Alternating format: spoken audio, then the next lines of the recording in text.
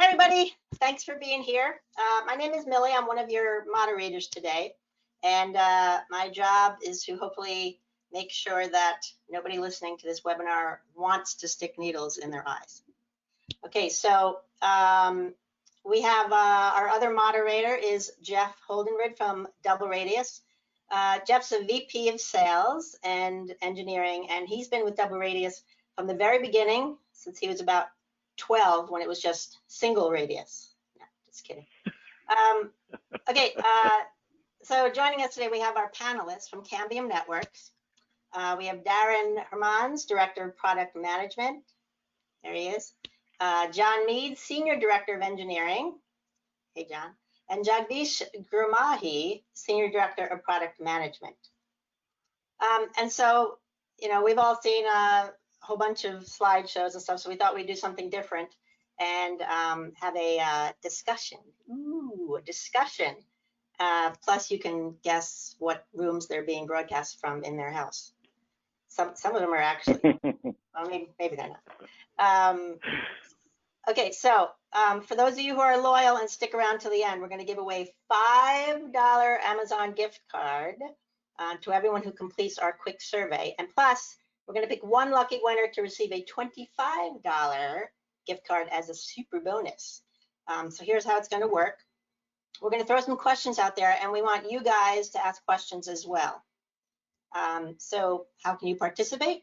Just type your questions into the question box, not the chat box, the question box. And as the conversation goes on, we'll incorporate questions from the audience. And that's all there is to it. So we're going to get started. So our first question, to start us off today, could one of you give us a high-level overview of the enterprise portfolio? Yeah, Millie, I'll do that. But you just told me to leave my PowerPoints behind, so dang it. Now what am I going to do? All right, so here's the way. The enterprise portfolio, what is it? So the word enterprise is kind of a broad topic, right? It describes education, it describes retail, hospitality, businesses, small businesses, big businesses. So across all these different types of use cases, there's different needs and requirements. So Cambium's enterprise portfolio is diverse. It's got lots of different products in it, purposely designed for individual use cases. So individual markets, enterprise markets will use this product or use that product, sometimes multiple products together. So we have specifically designed products for individual use cases. Secondly, on the software side of things, we have a common code base. So indoor, outdoor. The reason this is important is you want to be able to deploy the same services and the same features, regardless of which AP you choose for the particular enterprise use case that you have. And finally, a key thing to note about our enterprise portfolio is that we distribute the controller intelligence that's necessary into the actual access points. So on any particular site, could be an enterprise, could be any type of enterprise, small to large, the APs exchange information and they are site aware. So they're able to make on-site decisions without requiring an intelligent controller. That's our Wi-Fi portfolio. Hey, that sounds great, Darren. This is John, everybody. I'm going to talk to you a little bit about the switches, give you a high-level overview of our switches that provide the wired connectivity. So where do you plug in those access points? Where you plug them into our switches? Now, we have two families of switches. We have the enterprise family of switches. We also have our switches that are targeted for the WISP or tower deployments. These switches are purpose-built for these target deployment use cases. So a couple things real quick.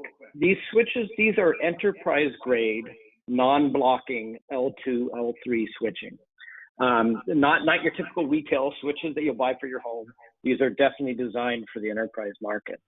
Now we have all the different sizes and shapes of switches that you may need. We have 8-port switches with and without PoE. We have 24-port switches, some with PoE, some without PoE. We have 48-port switches with and without PoE. We also have switches that are multi-gig, so supports more than 1 gig of bandwidth for some of the higher end devices like the access points. And also on those ports that support more than 1 gig of throughput, We also support more than your typical 30 watts of PoE power. 99% of the switches that you see out there today will support up to 30 watts of power per port. On these multi-gig switches that we have, we support up to 60 watts of power per port, which enables you to connect in your higher end access points, some of the higher end video surveillance cameras, and so on. So that's a quick, brief overview of our switching portfolio. There's a few key features that we have that provide ease of use. It's a big foundation for us. So ease of use, highly secure, and I'm going to talk about those features a little bit later today. So that's our question about the enterprise. And just to add to what John and Darren said, right? So there's obviously the products, but bringing all of this together from a management perspective, we've got our management platform, which is a single pane of glass, and I'll explain to sort of double click on this a bit more, right? So this is about not just showcasing all the products and the performance in a single dashboard, but the user experience and workflows for each portfolio is designed to be similar, so that the user doesn't have to re-educate and relearn the processes, whether it is access points or switches. So it's unified. So that's a single pane of glass. And then also the deployment options, the flexibility in deployment options, whether it is as a service you want, or whether it is private cloud or on premises, all of those deployment options for enterprise customers is super critical. And Cambium offers that very elegantly, right? Public cloud, private cloud, SaaS, on premises. So that's a second benefit. And the third one, just the fact that we offer a freemium model, which means you can start without a subscription, and as your network grows, you can get into the paid subscription, right? So you can get it as a paid service. So that's a flexibility and a feature that most other vendors don't offer. It's either paid or you have to pay. You pay for anything. But here with Cambium, you've got the freemium model. That's another benefit. Millie? Perfect. Thanks, gentlemen, for that. So can you guys talk about, we know that there's a ton of different types of needs out there for enterprises. Can you talk about some of the typical needs that you guys are seeing today, and also, how Cambium meets those needs with your product portfolio? Yeah, it's a good question, Jeff. And we talked to a lot of service providers. We talked to people network architects, people that design these networks, people that go out and deploy these things. And so they have a common set of things that they need. We absolutely have to deliver products that scale. Because there's more devices today, more devices doing more things. Who would have ever thought a couple of years ago that I'd be sitting here actually this year I'm not, because my son's going back to school. But last year we went through a whole school year of me doing these webinars here, and my son is right next door doing in his next room, doing his school Zoom. Who would have ever thought that this sort of application would be required? So you look at school systems, you look at retail. More devices doing more things, so scalability. Number one, they need scalability. Number two, they need simplified deployment. Things have to be installed easily, remove the complication from it. And that's on the hardware side, right? That's just talking about hardware. Hardware has to scale, and it has to be easy to deploy, and it has to be low cost, quite frankly, because we're all concerned with that. And then you get into the software side, and Jagdish just gave us a little overview of the software, and he could go on for the next 5 hours, I think, talking about how the needs of the software, right? The needs, and how we solve it. But it goes back to those same things, right? Ease deployment, and how do we do that in software? Fast deployment, they got to have that. They have to have scalability in the software. The software has to be able to scale to bring in new services and new capabilities. So that's what people need. None of those things have really changed much. But then the world keeps cranking along, and now we have next month we're going to get a new iPhone, and we have a new Google phone, and this year we got a new this and a new that, and folding phones and flipping phones, and Wi-Fi 6, Wi-Fi 6E, but those basic core needs, those are consistent. I just add a couple of things to what Darren said, right? So obviously the hardware and software portfolios are designed up to meet certain customer needs in certain customer segments. And extending that concept even to the management platform, we do the same thing. So we've got a mobile app that sort of services the needs of small networks, customers that are getting started now, to moving on to CN Maestro X for SMEs, sort of medium enterprises, and then sort of wrapping all of this together with XMS Cloud for large enterprise needs, right? Which is very feature rich and so on. So the same concept with hardware, software targeted to those customers, and then bringing it all together with our management platform. And then of course there's also the commercial aspect, which we'll talk about a little later, that we've got plenty of commercial offers that are very targeted for certain segments, whether it is hospitality, MDUs, MSPs, retail, and so on. Okay, thanks, Jagdish. So our next question, can you explain the concept of an end-to-end network and how you provide this? Thanks, Millie. This is John. I'll take a stab at this one. So first thing, we've talked about our point products, but we're really not about selling these individual point products. Sure, we have wireless with our APs, but what we really want to promote and what we're really offering is a solution. So this solution for the edge of the customer's network, we have a very comprehensive solution, wired and wireless solutions with a single point of management. So the wired solution is handled with our CN Matrix switches. The wireless solution with our Wi-Fi APs and our fixed wireless broadband products. What pulls it all together is what Jagdish has been talking about, our management platforms. So CN Maestro and XMS, they are cloud and on-premise network management solutions that will manage all of your Cambium products with a single pane of glass.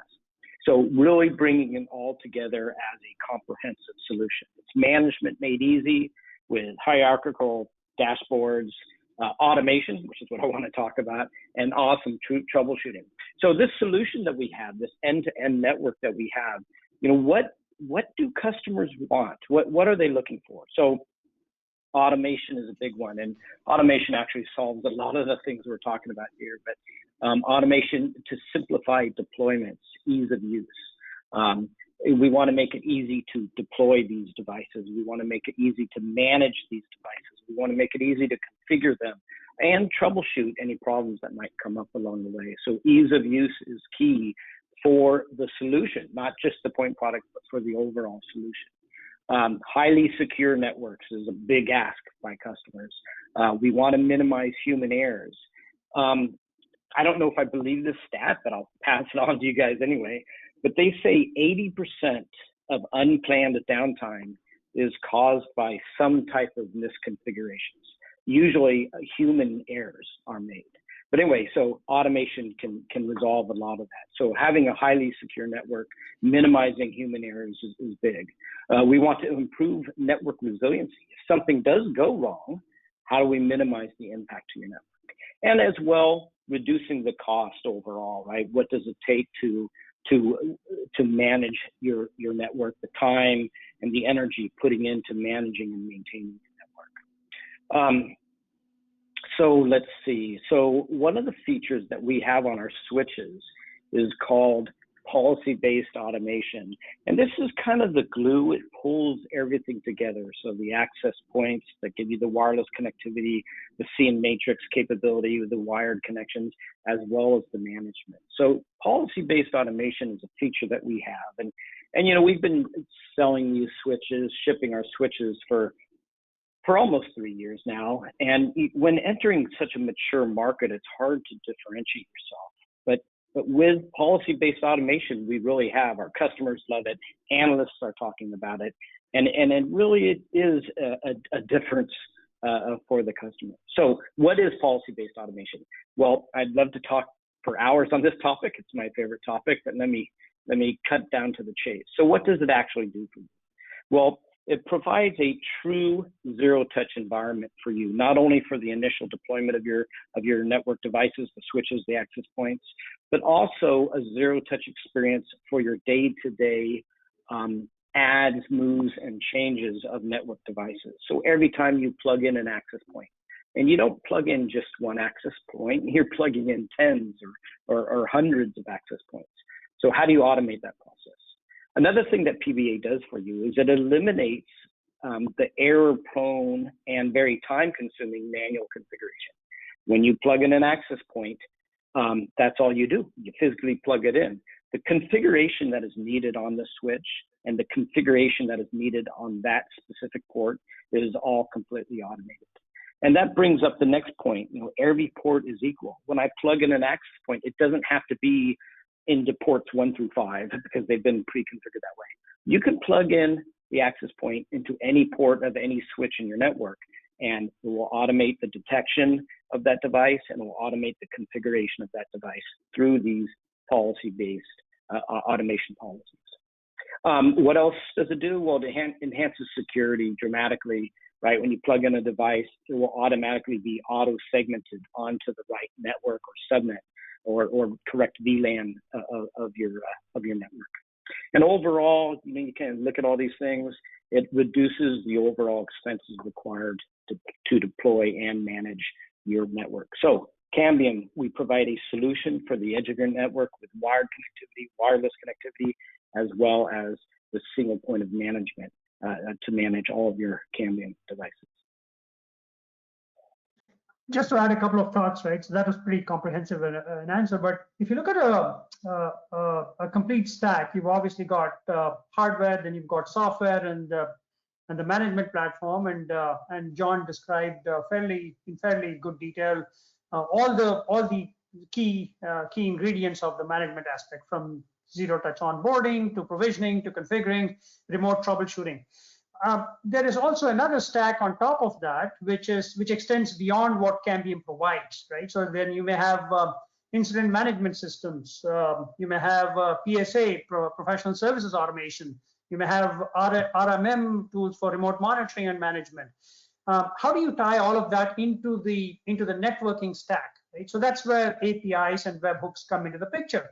And so obviously we've got a robust set of APIs that you can use. You don't have to go touch individual devices. You can also do this from a streaming perspective. You can stream data from CN Maestro, that is all the devices. CN Maestro collects all the device data, and then you can stream it to backend systems, whether it's incident management or PSA or RMM that I mentioned. And there are other backend services tools that you would be streaming. So to tie all of this together and to extend so that you can start delivering business outcomes, we have the full set of APIs and webhooks. Thank you for that. So real quick, over the last, obviously we've all been going through a lot of changes over the last year, 18 months. You know, we've seen a lot of pickup in the MSP, MDU markets, Wi-Fi, you know, connectivity for education and things like that. So can you guys get into, you know, how Cambium Solutions are addressing the MSP, MDU area and kind of where you guys fit in that one? Yeah, absolutely, Jeff. Let me take a stab at this. So look, Cambium launched an MSP program, but that was after a lot of thought. We've done in excess of 100 one-on-one interviews, a lot of email surveys, and we broke it down into 3 key categories. So there's a focus on the product side, which focuses on the product capabilities, and I'll touch on a few things in just a moment. Then there's a commercial aspect, which is the offer component. And that's where things like guaranteed upfront pricing without deal registration. That's a very important attribute that was asked for, so that we've created that.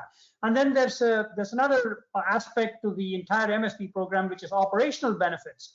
And so we have a set of operational benefits that is very unique in the industry and unique to Cambium. So those are the 3 buckets, if you will, that I would put the MSP program into. So it's the product, it's the commercial, it's the operational.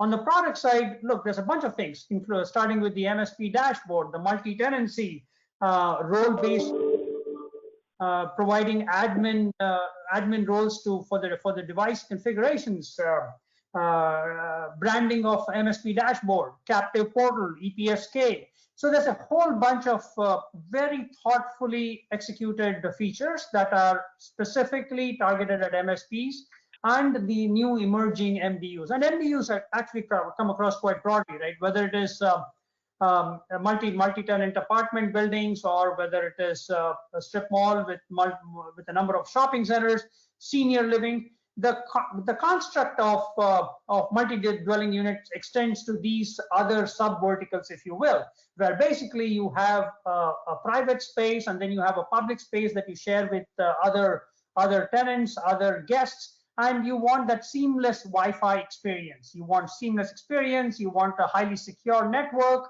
and that's what we have delivered through the MSP and MDU capabilities that we have built in. You know, Jeff, are you looking at that the same market, MDUs and MSPs? You look at the changes that have happened. We talked earlier briefly about the changes that happened during COVID and how the home network has now become the new place of the enterprise, right? The enterprise is wherever you are. Where is your office? Wherever I am. That's the answer, and that's kind of a joke answer, but it's reality for us in the past year, and probably will be reality for years to come. So as those things have changed, the managed service provider provides a really unique function here. A managed, peel those words apart. Managed service provider. They're not a reseller. They're not a VAR. Just not reselling some equipment. Anyone can do that. That's what Amazon does pretty well, right? Sells equipment. But a managed service provider actually delivers a value. They are experts at RF. They're experts at the application layer. They are experts at delivering and then offering a certain level of guarantee of service, right? That's what a managed service provider does. And so what we see is this growth in higher density devices, more critical applications, latency sensitive applications. So for example, we're talking about on a webcam right here. This is using Citrix. I'm not sure Citrix, they probably do use WebRTC like all the others do. These are very latency sensitive protocols and applications. I might have 100 megabits per second into my house, but it's the packet latency that determines the quality of this webinar right here that we're on right now. And so as you look at those applications, Wi-Fi 6 is a key technology to deliver low latency. It's delivering lower latency, it's delivering higher density. So as schools are going back, my son, as I mentioned, he's high school now, so he's 9th grade, he's back at school full time with all the other kids, and they're all using Chromebooks in the class. It's entirely digital classroom, even though they're on premises. So your density is going up, latency requirements are becoming critical, and Wi-Fi 6 is the technology that's delivering that. So that's what we see. That's what we absolutely see, that it's a key topic. Wi-Fi 6. We're seeing aggregate throughput with Wi-Fi 6, a minimum of 125%, but easily 200% more throughput with Wi-Fi 6 versus the previous generation technology. And actually, the nice thing about Wi-Fi 6 is it kind of gets better over time. So because it is a coordination, Wi-Fi 6 is a close coordination between the access point and the clients that connect. Now that is unique. That has not occurred previously. All previous generations of Wi-Fi technology, Wi-Fi 5, which is 11AC, 11N, 11A, G, B, right? It's just the access point. He transmits and he hopes that somebody's out there receiving it. And we tried to add some things to the protocols to improve the reliability of that, to make it better. And a lot of those things worked. Those things worked pretty good. But with Wi-Fi 6, we truly have a coordination between the clients and the APs. So first off, you just pull out your 11AC access point, drop in a Wi-Fi 6, your network's going to get 25% faster. You can almost guarantee that. You're going to see an improvement.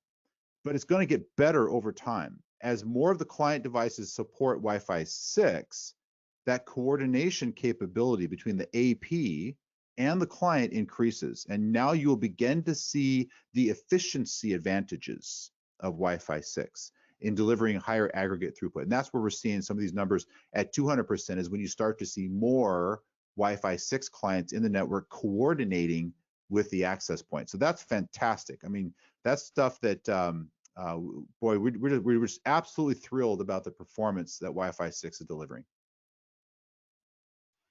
Darren, thank you for that. I want to throw one right back at you. This is one from actually our attendees that I want to throw out. And this one is someone was asking if any of the Cambium equipment is SDR based and can be upgraded via software. Yeah. So can you guys kind of touch on that for me real quick? Yeah, I sure will. So SDR stands for Software Defined Radio. It's a fairly generic term. It describes some capabilities of the radio that can be changed quite dramatically by flipping a software switch.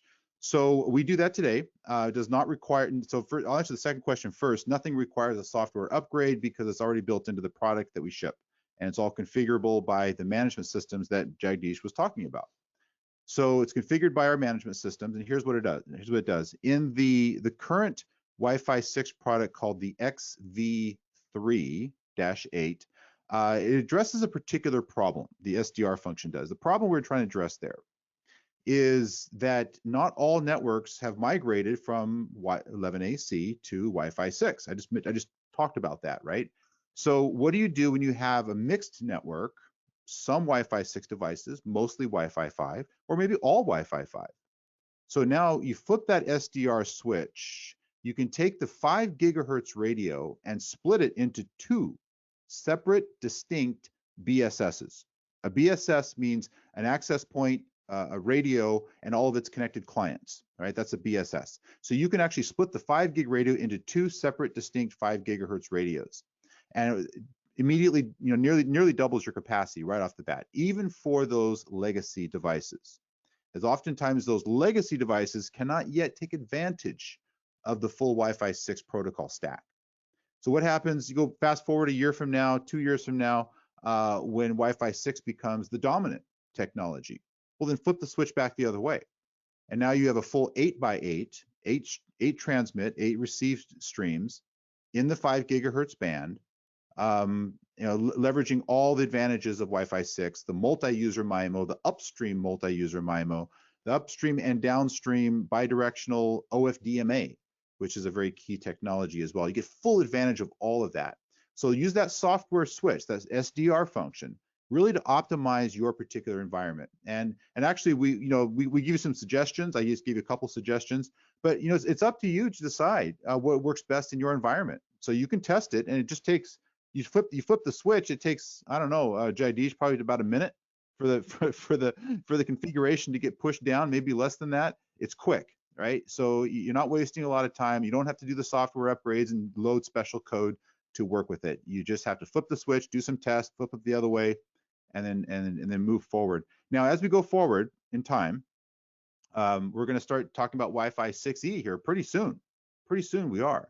Wi-Fi 6E is a big topic. And people want to know, how will SDR help that migration as well? Well, similar story. It's a similar story to what I just walked you through. With Wi-Fi 6E, you're going to have to make sure. So here's what's going to happen. Wi-Fi 6E access points are going to start hitting the market at the end of this year. You're going to see a lot of them next year, 2022. But you're not going to see a lot of clients, right? What's out there today? I think there's only 2. There's the Samsung S21 Ultra 5G. There's I think one from another smaller Chinese vendor. Of course, we're going to expect it on the new iPhones. The new Google phones are going to be coming out in the next few months. But those are launches. Those are product launches.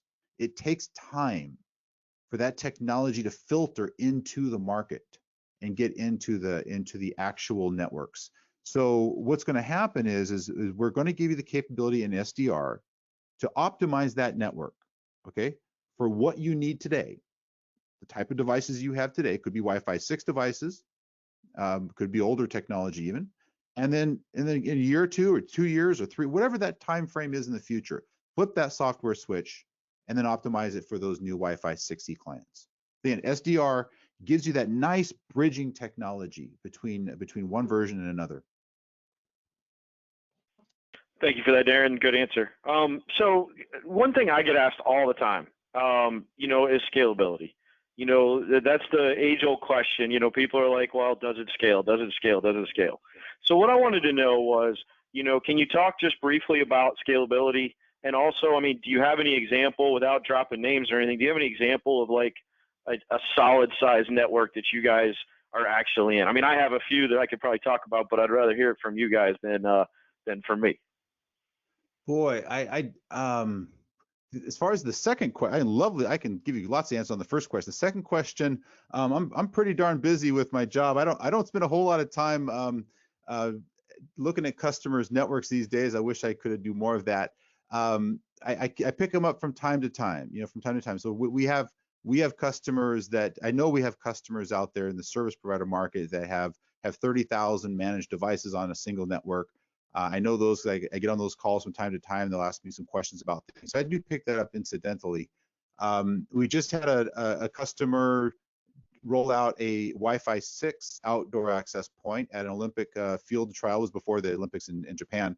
It was actually, I think, in May or June of this year. And they threw up one radio and had 250 people connected to it.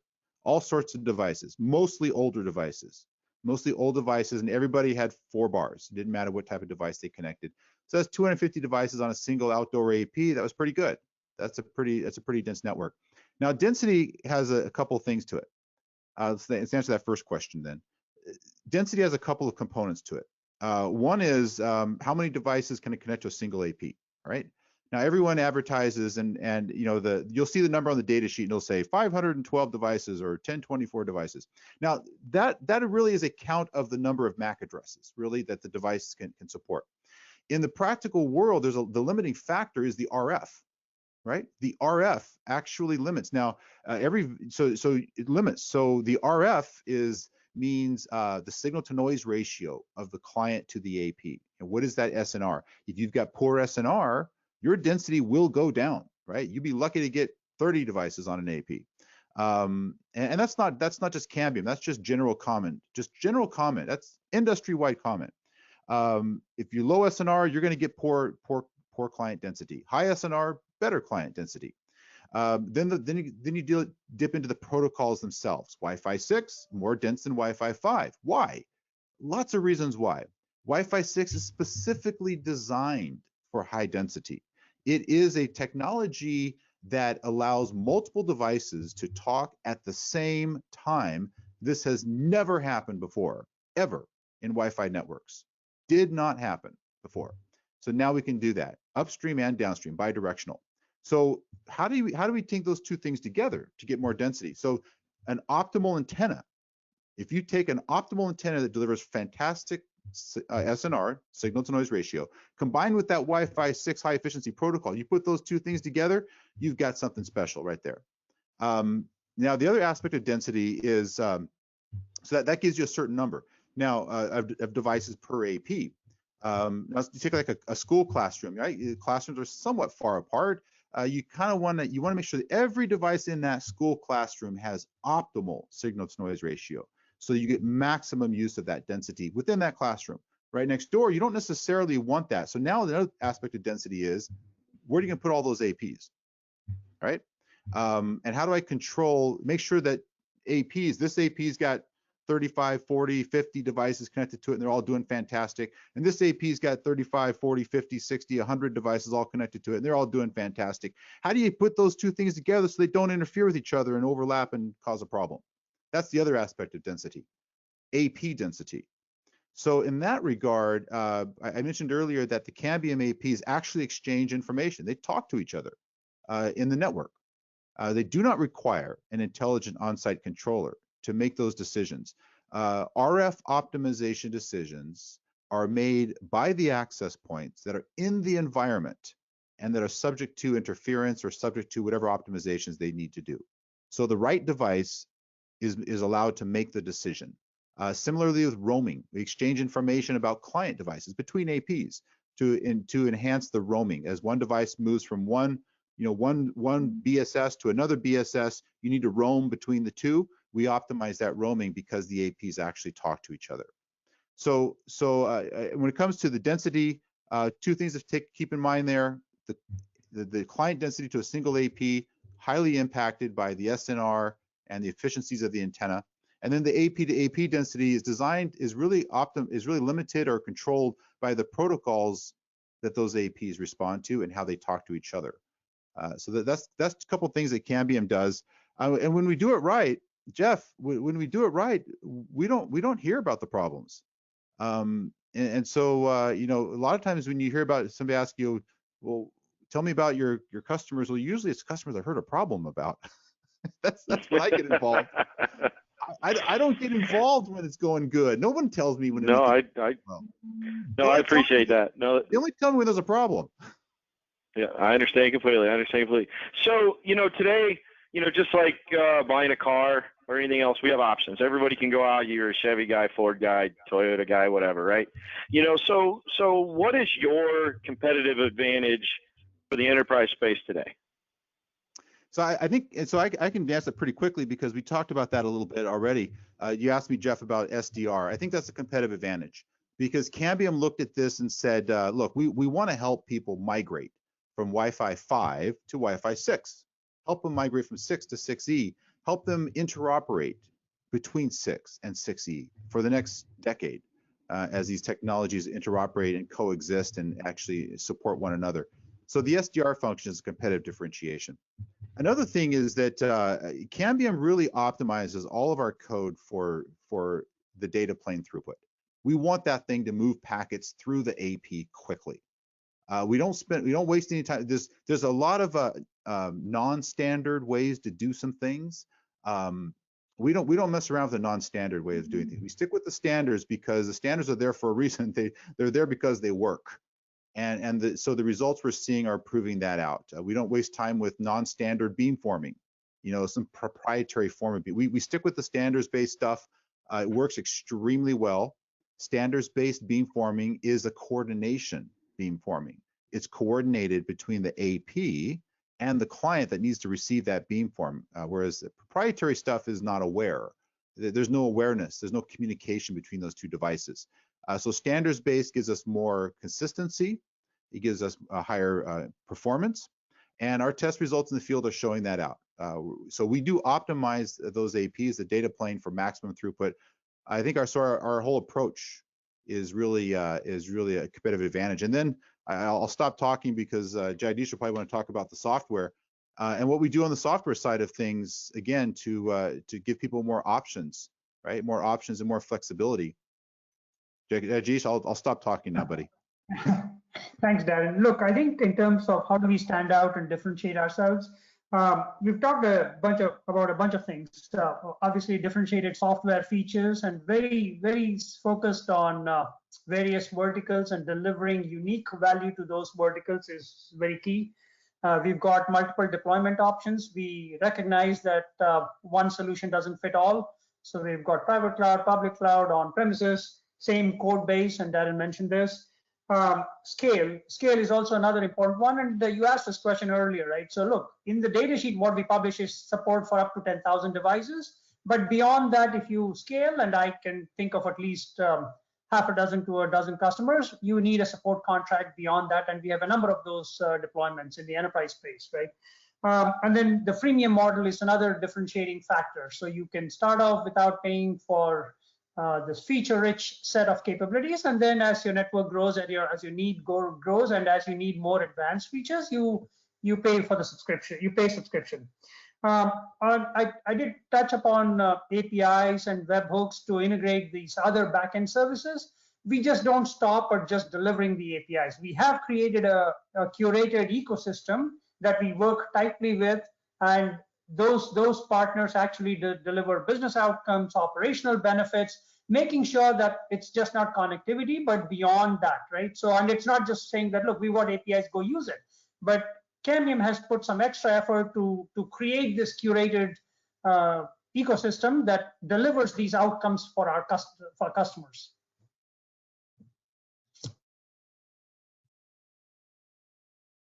All right, so I think we're gonna wrap it up. So we want to thank our panel from Cambium for participating today. Yay. Thanks to all of you as well for showing up and sticking around and asking cool questions.